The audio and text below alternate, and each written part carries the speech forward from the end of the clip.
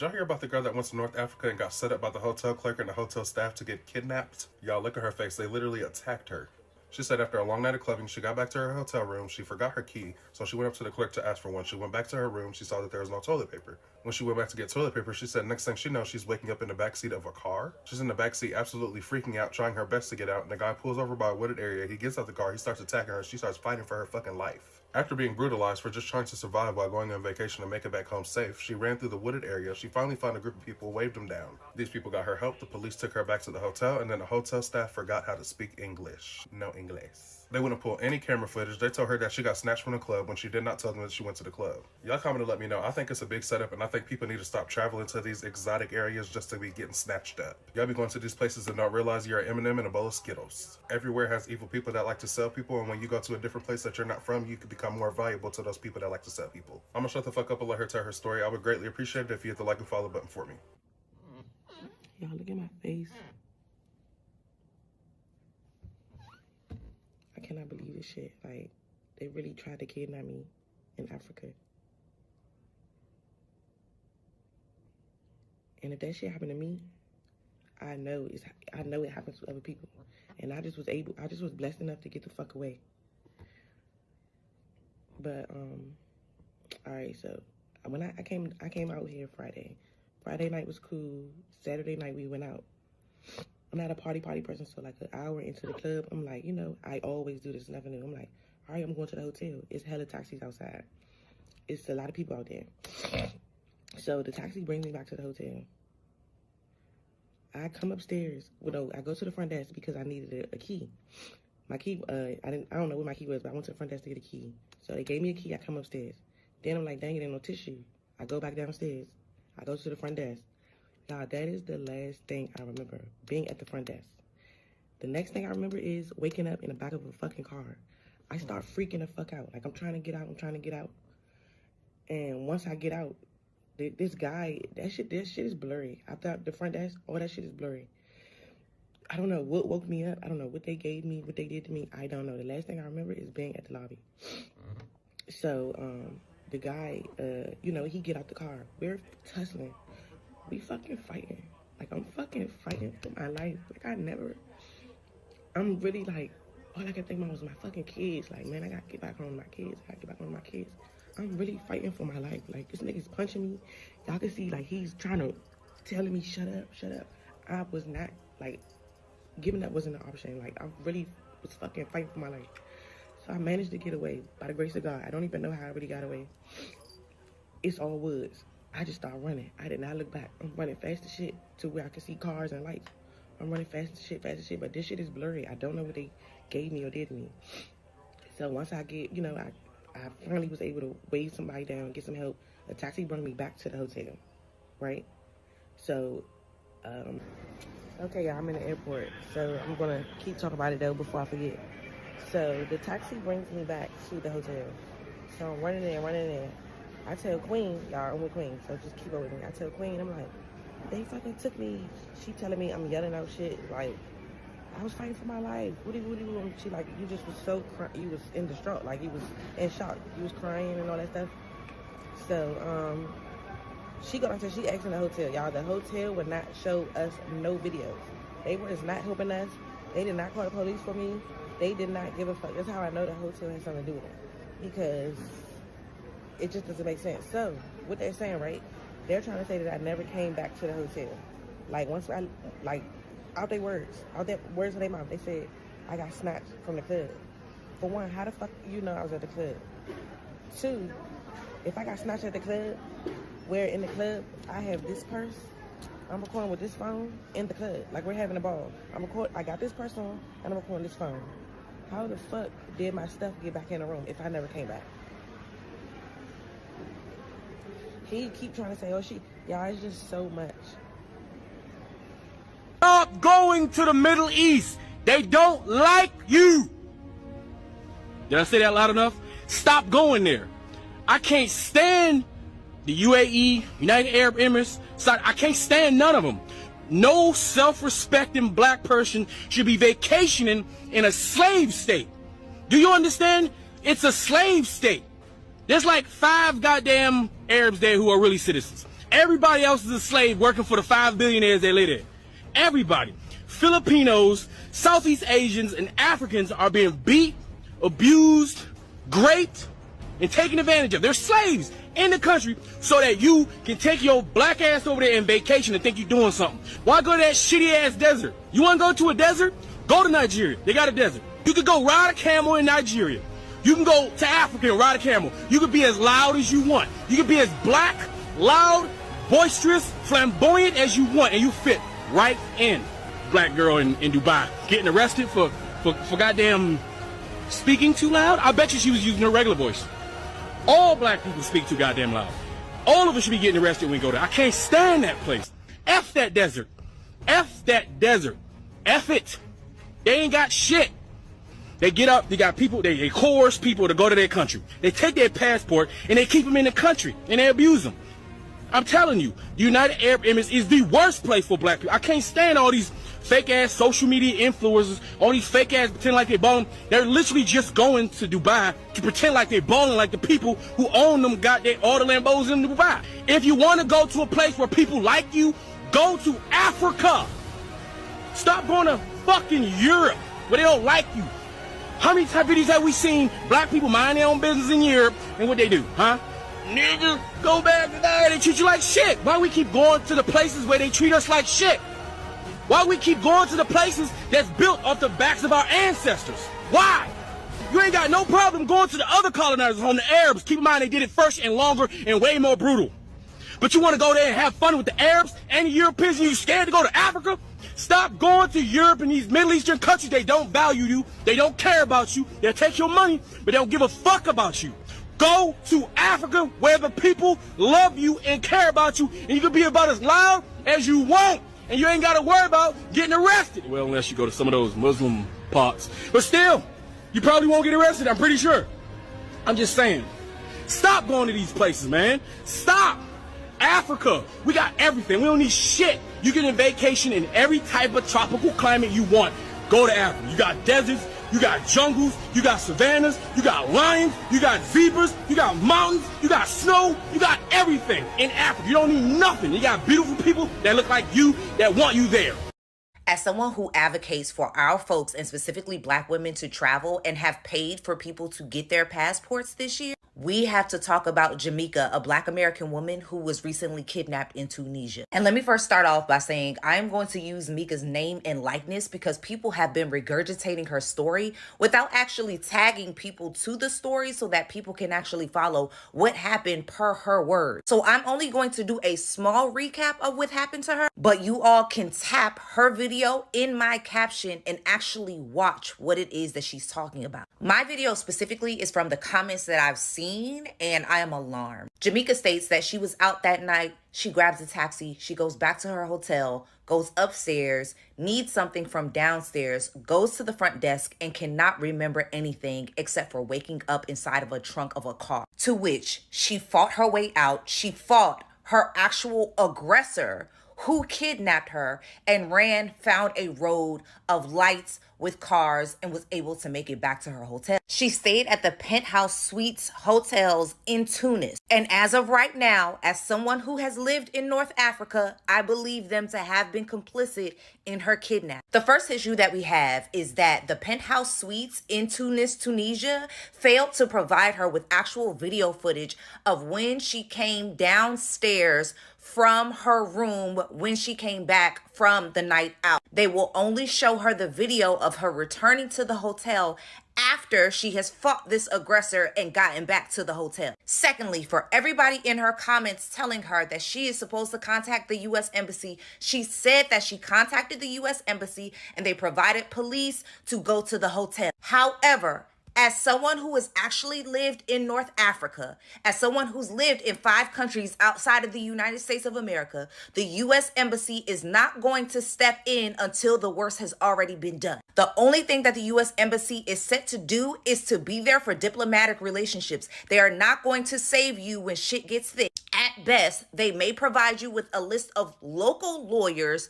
so that you may go through whatever legal system in that country they go through. And let me tell you something, in North Africa, it could take you years to sue someone or an entity. It is not the same as the United States. Lastly, I saw someone mentioning that this sister was grifting because she set up something to where she can help with her medical bills and the other varying things that she needs right now. I wouldn't care if this woman was raising money just to stay home with her 2 daughters. What is so hard with protecting Black women and supporting Black women? Why would your first inclination, after seeing someone going from this to this and this, would not have you immediately support her? With I know with a certainty, as a Black American woman who lived in North Africa, I guarantee you there's going to be more stories of people that come out that says something similar happened to them. Because the reality is she may not get international justice, and nothing may ever come from whatever investigation they're claiming that they're doing, especially on a side of the world where paying the police is absolutely normal. And that's not xenophobic, it just is what it is in some places. I stand behind Jamaica.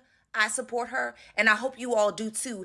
And I hope that she exceeds this goal so that people understand, don't play with us, because we do have community and that we will support each other in a time like this.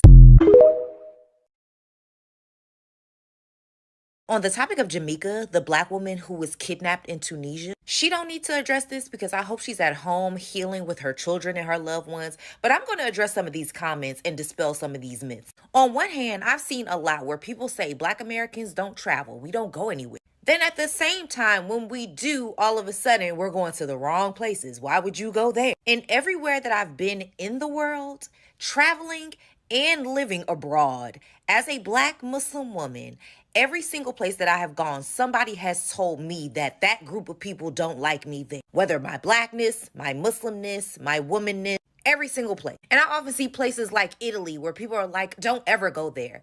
I've always had an amazing time in Italy. I lived in China, never bothered, didn't have any serious issues, but a lot of people have experienced something. This idea that you can blanket one particular place or one particular group of people, unless they're white supremacists, or isn't real, just doesn't leave room for nuance, and that contextually everybody has a different experience. And it's interesting to me that when those Wonder Bread girls booked their flights to Tunisia instead of Tunis, France, I saw 100,000 videos following up talking about how you should stop in Tunisia. Tunisia is beautiful. Now all of a sudden a Black woman gets online and says, with evidence, just the markings on her face alone, that she was kidnapped in Tunisia.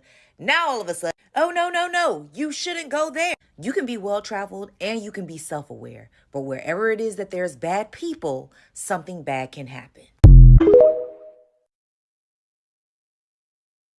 So with regards to Jamaica Ivy, the Black woman who was kidnapped in Tunisia, I just left the Tunisian embassy in Washington, D.C. One of the things that I will never play about is Black women, and I'm going to listen to Black women the very first time to see what it is that happened to Jamaica, and the fact that she was able to make it home safely to her daughters, to her family, means that now is the time for us to stand up for her. I could not fathom going through something so traumatic, coming on the internet and sharing it with people to get the word out, and folks either one, dismissing it as though things like this don't happen every single day. I did not record my conversation inside the embassy because number one, this is federal grounds and it is against the law. And number two was because my goal was very simple: to get Jamaica's story told, to find whomever are the powers that be, and to ensure that either they are able to contact her or she is able to contact them, so that way she can get her story told and she can get justice.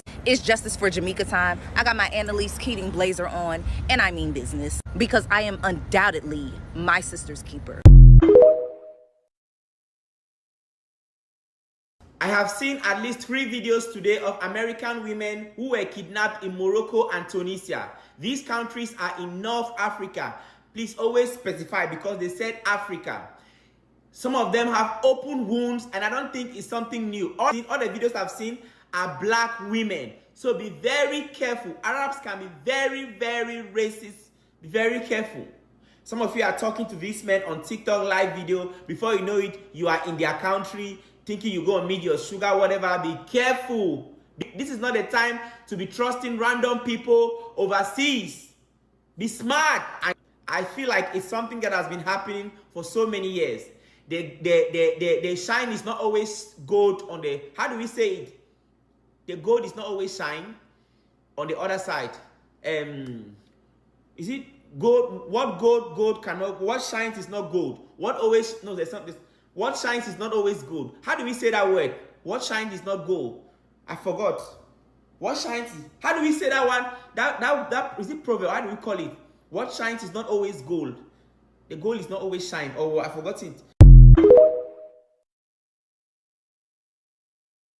Yeah, look at my face. I cannot believe this shit. Like, they really tried to kidnap me in Africa. As a West African myself, if you're traveling to Africa, please book or get a trip advisor. Do not go by yourself. Some of these African countries are very dangerous and they will traffic you. I'm not gonna lie.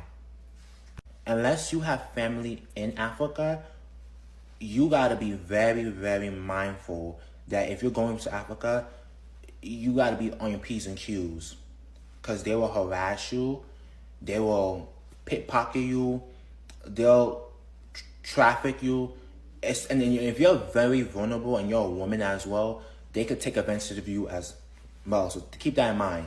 I'm so sorry this happened to you. Like, no one should ever go to a different continent and be brutally abused like this, like, at all. It's actually really messed up. Africa itself has a lot of beautiful countries and safe countries as well. Let me add that. But there's other countries that you gotta be very suspicious about, and you have to do your research before you go there. But that's just my thoughts on this. Let me know how you... A black woman from Maryland was kidnapped in Tunisia last week. But her story is not an isolated incident, and what we found in our research is concerning for all black travelers. Let's talk about it. What's up, y'all? My name is Leroy. I'm the editorial media director for Culture Travels Media, where every Friday we bring you travel news with our partners at Stamped.